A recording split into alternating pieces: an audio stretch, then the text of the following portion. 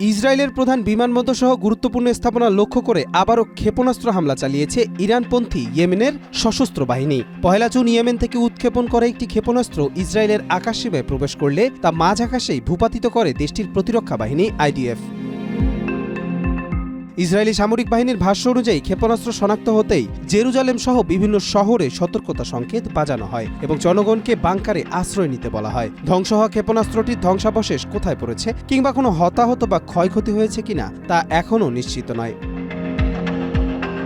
গাজায় চলমান যুদ্ধ ফিলিস্তিনিদের প্রতি সহমর্মিতা প্রকাশ করেই হুতিদের এমন হামলা বলে দাবি করা হয়েছে। সাময়িক যুদ্ধবিরতির সময় হুতিরা হামলা বন্ধ রাখলেও ইসরায়েল নতুন করে অভিযান শুরু করায় তারা আবার সক্রিয় হয়েছে। এর আগেও ইয়েমেনি সশস্ত্র বাহিনীরা একাধিকবার ড্রোন ও ক্ষেপণাস্ত্র হামলা চালায়, যার মধ্যে একবার বেন গুরিয়ন আন্তর্জাতিক বিমানবন্দরের প্রাচীরে আঘাত হানার ঘটনা ঘটে। প্রতিরোধ হিসেবে ইসরায়েলও ইয়েমেনের রাজধানী সানা বিমানবন্দর ও বন্দর এলাকায় পাল্টা হামলা চালিয়েছে। কবির চৌধুরী জয়, মাই টিভি।